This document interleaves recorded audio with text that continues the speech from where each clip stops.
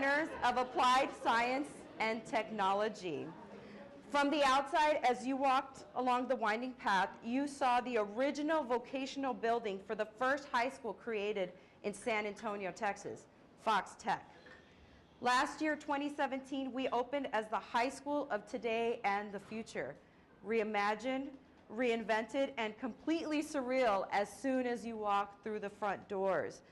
As a matter of fact, in the past year and a half, we have had well over 3,000 visitors, and most of us get the same question. This is a high school? So this month's theme, Surreal, was perfect for this location. In the Creative Mornings breakdown of the word surreal, what stood out to me was the statement, surrealists sought to break free from the shackles of the rational mind and dive into the deep end of the unconscious. I immediately thought, everyone is a surrealist. We are all able to think, dream, and create. At least we all were able to when we were children. Today, I would like to share with you the journey that taught me to never again lose my youthful imagination, which is the crux of life's surreal moments. 2 years ago, when I was one of the 8 master teachers hired to break free from the traditional sense of teaching and take the position further than anyone ever thought possible, little did I know that this place would be the catalyst of a series of the most surreal moments of my life. The moments that do not really make sense, but they are interesting and weirdly unexplainable. If I took this position at any other point in my life, I would have been plagued with worry because I had an opportunity that was too good to be true. I would have doubted myself. Even though I was never afraid to take the leap, I would create numerous regrets and question every aspect of my decision. I would have been riddled with guilt because the time I would spend with my career was time spent away from my child. I was always wrapped up in the what-ifs of the future based on the oopses of the past. Eckhart Tolle, the most popular spiritual author, according to the New York Times, and the author of one of my favorite books, The Power of Now, said in a 2008 interview with Oprah Winfrey that many people identify their sense of self with the problems they have or they think they have. For so much of my adult life, that is exactly how I self-identified. And I know the exact moment when that belief system entered my psyche and stunted me from enjoying some pretty major surreal realities. Stemming from my tenacity, that moment was at the 1993 Indiana High School Softball State Championship. So warning, I'm about to be one of those annoying jocks that tries to relive their glory days. I had played on traveling teams since I was 12 years old with a particular group of girls, and now we were committed to morning practices, after school practices, sometimes in the cold and the snow. Making it to the playoff series was our dream. Our pitcher was receiving much notoriety because there was not a team who could score a run against her or her wicked defense. That is, until the final game to take home the state title. It was the 7th inning, and as the shortstop, I was ready for the batter to hit it straight to me, and she did. I bobbled the ground ball, which allowed her to get onto first base. All I had to do was not get too excited, stop the ball, pick it up, make a clean throw to first base, and get her out. But the rest of the game, I kept dwelling on the fact that it was me who made the mistake, which eventually helped the other team to score 1 run. Now, we ended up winning 5-1, and we eventually got the state champion title. But one of the greatest achievements that I worked so hard for since I started playing at the game of 7, I didn't allow myself to take it for what it was. All I could focus on was afterwards when the newspaper articles, what they wrote about the win, but also my mistake. It was a surreal moment that every student athlete dreams of, but only a few come close to, and even fewer achieve. However, I was so much in my head placing an unnecessary burden on myself, not only in that moment, but for years after that. I forgot why I played the game and why I loved it as a kid. Since that point in my life, though, I have been able to create many amazing realities. getting a college softball scholarship, studying musical theater at Columbia College in Chicago, a stint as a photographer in the Navy, moving to Texas, being selected for this coveted position, and giving birth to my beautiful child. But those were adult creations. Those were expectations of society. At least I thought they were. Now, I didn't grow up wanting to be a teacher. As a matter of fact, when I was 7 years old, I recall a memory of wanting to play for the Chicago Cubs, even though I was a girl. Then I wanted to be a dentist because I had a super fun uncle, my Tío Tony, who sold dental supplies. And for career days, he would let me borrow the shiny dental tool samples and take them to the school. And I was always the coolest kid in the school. And then in my teenage years, I grew a love of musical theater, and I had dreams of being on Broadway. I was always that kid who could maximize my imagination to create elaborate, exact, dreamlike visions of achievements in my head that never seemed beyond my reach. It was 25 years after that fatal bauble, and something clicked for me. Sayings like Carpe Diem and Hakuna Matata filled my head simultaneously and slowly started rekindling the kid inside of me. The kid who would just start singing and dancing in the mall of my hometown of Maryville, Indiana, not caring that people were watching or applauding. The toddler who would dig into my mother's purse at church to find Band-Aids to put over my mouth to try to make the people in the pew behind me laugh. Or that teenager who put together a multicultural dance crew of girls I barely knew for my high school talent show to send a message that we all needed to be united. If you remember the 90s, we all had dance crews, and our dance crew was called United Colors.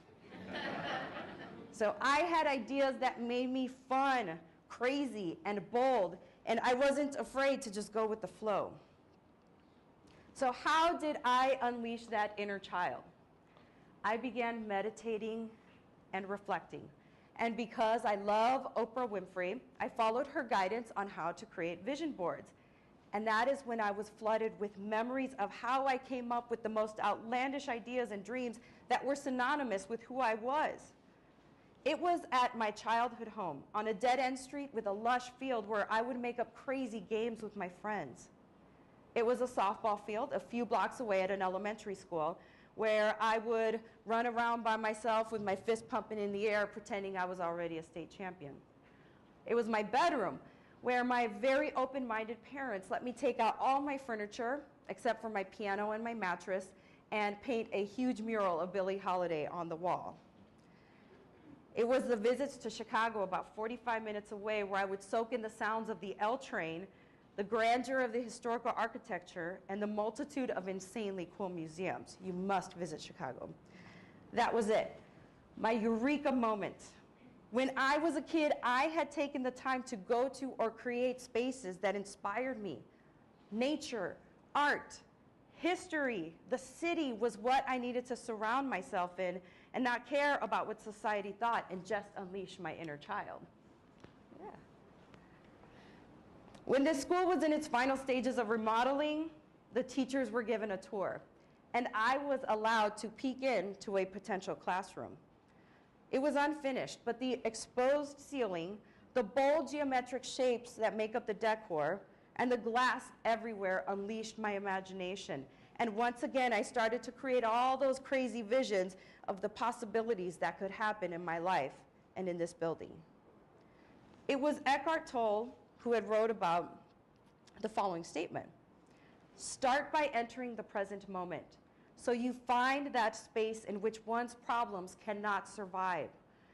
That is the place where intuition, creative action, knowledge, and wisdom come from. In that moment, in this school, it was an actual physical space that unlocked all of that for me. On its own, the school has an exciting and unique story.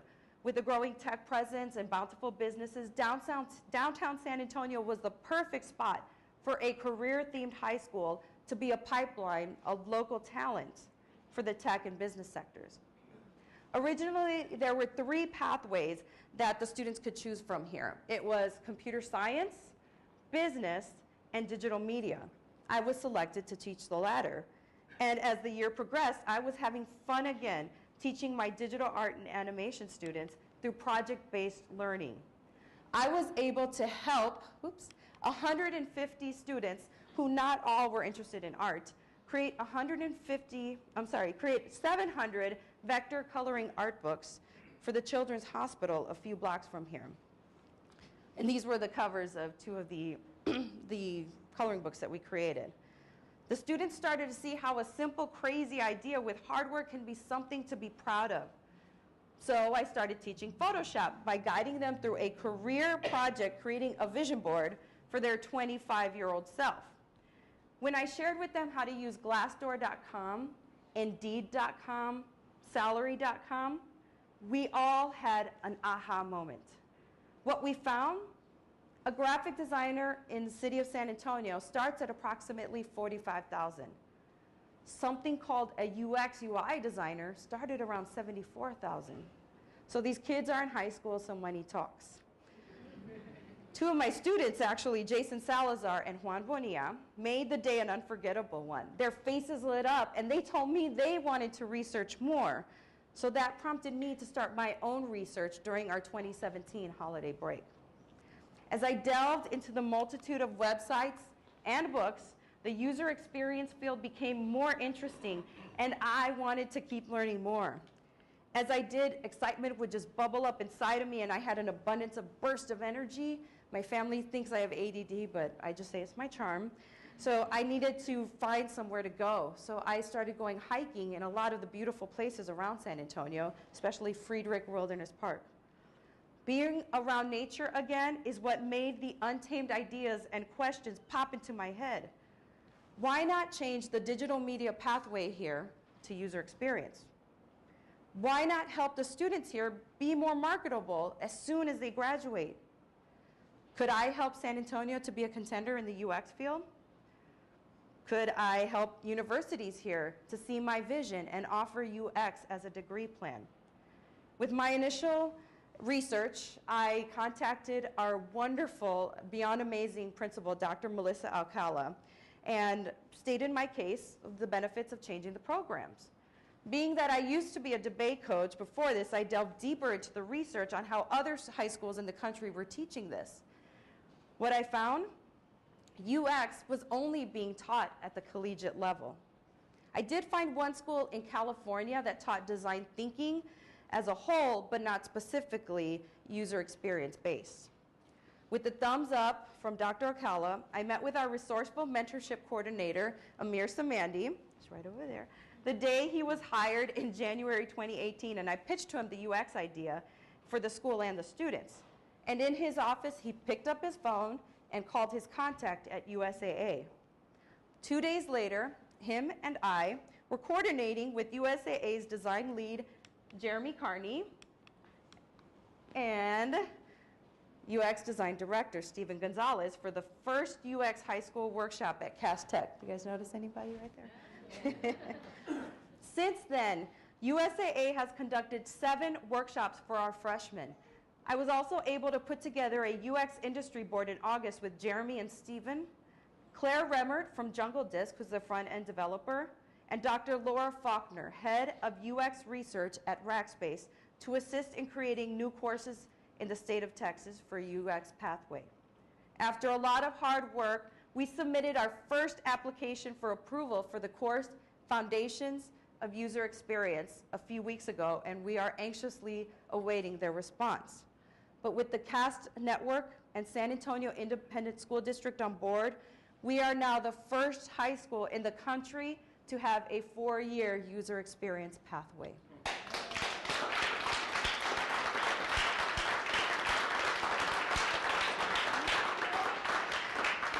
So with the goal of helping kids explore a multitude of opportunities they never knew were out there, with the support of an energetic and compassionate team, especially my mentee, Vanessa Trevino, who was the rising star last year, and she's right up there somewhere. I don't know, where are you, Vanessa? There she is. Okay. With the love of my family, most importantly, my child who last year was courageous enough to live life as she truly was, a beautiful transgender female. And with the pure excitement of wide-eyed kids, I will be able to continuously and insanely find the tenacity to champion for companies to find skilled UX designers right here in the Alamo City because of the idea that came out of left field for me and ran amok in my imagination, putting forth the possibility.